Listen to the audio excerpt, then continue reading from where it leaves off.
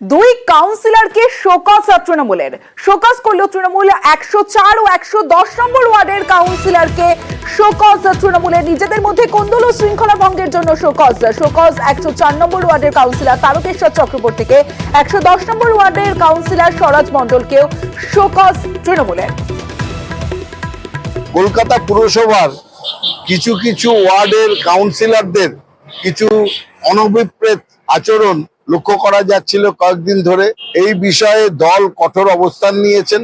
দলের যে disciplinary committee আছে গতকাল শোকজ নোটিশ ইস্যু করেছেন 110 নম্বর ওয়ার্ডের স্বরাজ মণ্ডলকে এবং 104 নম্বরের তারকেশ্বর চক্রবর্তীকে।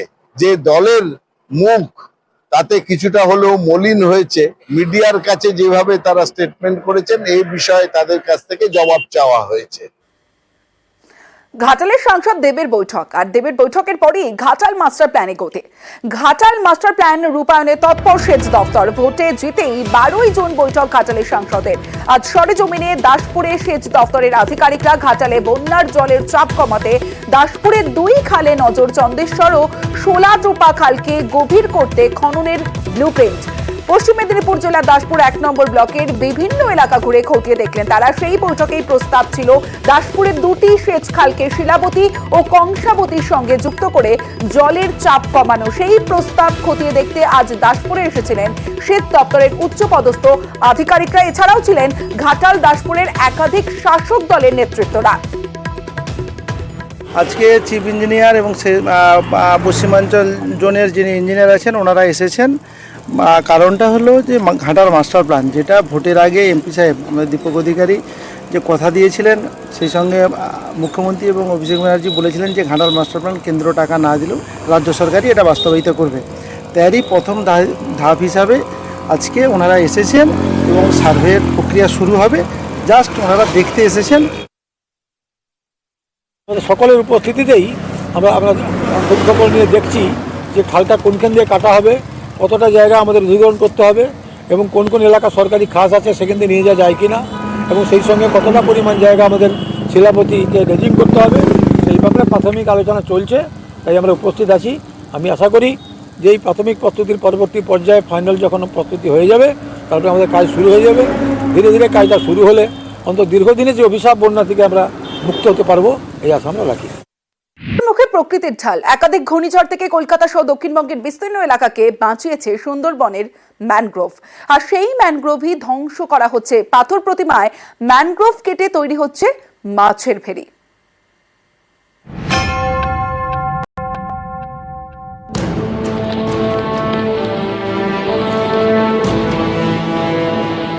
কখনো আমফান, কখনো ইয়াস, বারবার ধেয়ে এসেছে ঘূর্ণিঝড়, বারবার ঢাল হয়ে দাঁড়িয়েছে ম্যানগ্রোভ। প্রাকৃতিক ঢাল সেই ম্যানগ্রোভই ধ্বংস করা হচ্ছে সুন্দরবনে। সুন্দরী, গরান, গেওয়ার জঙ্গল, সুন্দরবন, ম্যানগ্রোভ অরণ্য, বারবার বিভিন্ন ঘূর্ণিঝড়ে ঢাল হয়ে দাঁড়িয়েছে এই ম্যানগ্রোভ। কলকাতা সহ দক্ষিণবঙ্গের বিস্তীর্ণ এলাকার সুরক্ষা প্রাচীর। সেই সুন্দরবনেই কয়েক বিঘে ম্যানগ্রোভ কেটে তৈরি হচ্ছে মাছের ভেড়ি। দক্ষিণ 24 পরগনার পাথর প্রতিমা। এখানকার তারানগরের পাশেই রয়েছে কালনাগিরি নদীর খাঁড়ি।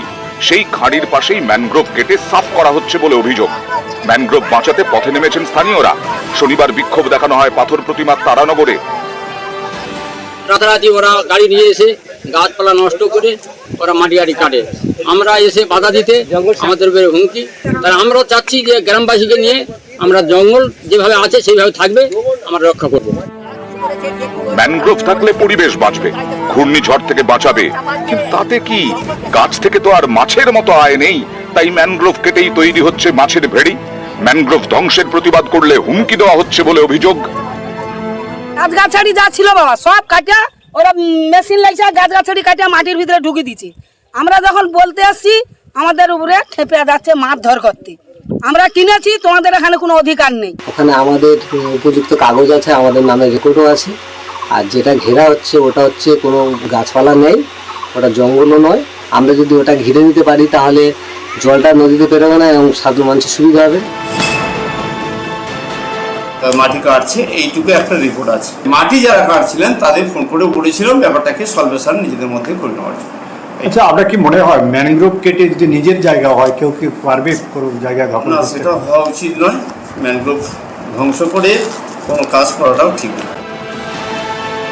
মাঝে মধ্যেই সুন্দরবনে ম্যানগ্রোভ ধ্বংসের অভিযোগ ওঠে। রাস্তা থেকে বাড়ি কিংবা মাছের ভেড়ি তৈরির জন্য কোপ পড়ে ম্যানগ্রোভে। অভিযুক্তদের গ্রেপ্তারও করা হয়। তারপরেও পাথর প্রতিমায় চলছে ম্যানগ্রোভ ধ্বংস। পাথর প্রতিমা থেকে বিশ্বজিৎ হালদার, নিউজ 18 বাংলা। একদিকে ম্যানগ্রোভ ধ্বংস, অন্যদিকে জলাশয় ফেরাতে বিক্ষোভ। 5 বিঘার জলাশয় ভরাট। কাঠগড়া ধূপগুড়ি পুরসভা পর্যটন প্রকল্পের নামে ক্লাবের জমি নিয়ে জলাশয় ভরাট করেছে পুরসভা, কিন্তু 10 বছরেও পর্যটন কেন্দ্র তৈরি হয়নি। জমি ফেরতের দাবিতে পথে ক্লাব কর্তৃপক্ষ।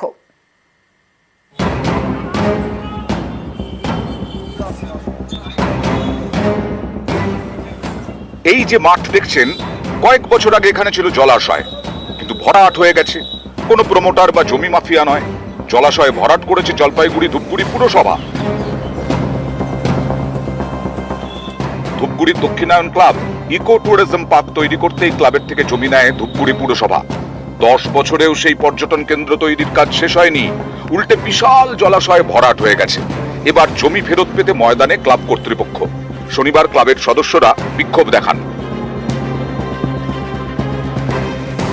উত্তরবঙ্গের একটা স্বনামধন্য দুর্গাপূজা সবাই আসতো দেখতে। এই জলাশয়টাকে ধূপগুড়ি পৌরসভা 2014 সনে আমাদেরকে কথা দিয়ে আমরা জমি দান করে ইকো ট্যুরিজম পার্ক হবে, কিন্তু জলাশয় রেখে ইকো ট্যুরিজমকে পার্ক করবে। কিন্তু সেই পার্কও হলো না, জলাশয়টা বুঝে ফেললো। আমরা এর প্রতিবাদে আমরা আমাদের জায়গা আমরা ফেরত চাচ্ছি। ক্লাব কর্তৃপক্ষের দাবি, 2014 দক্ষিণায়ন ক্লাবের সঙ্গে চুক্তি হয় ধূপগুড়ি পুরসভার। ঠিক হয় ক্লাবের জমিতে পর্যটন কেন্দ্র তৈরি করবে পুরসভা। পর্যটন কেন্দ্র থেকে আয়ের 30% পাবে ক্লাব। সেই মতো ধূপগুড়ি পুরসভাকে 7.5 বিঘা জমি দান করা হয়। এর মধ্যে 5 বিঘার জলাশয় ছিল, সেটা ভরাট করেছে পুরসভা। বাকি জায়গার কিছু অংশে নির্মাণ কাজ শুরু হলেও শেষ হয়নি। 2014 চুক্তির পর 10 বছর কেটে গেছে, পর্যটন কেন্দ্র তৈরির কাজ শেষ হয়নি। এবার চুক্তি বাতিলের দাবিতে সরব ক্লাব কর্তৃপক্ষ। যে কন্ডিশনগুলো ছিল তার মধ্যে সবচেয়ে বড় কন্ডিশন ছিল যে যদি তারা ইকো ট্যুরিজম পার্ক করতে না পারে তাহলে জমি ক্লাবকে ফেরত দিতে বাধ্য থাকবে।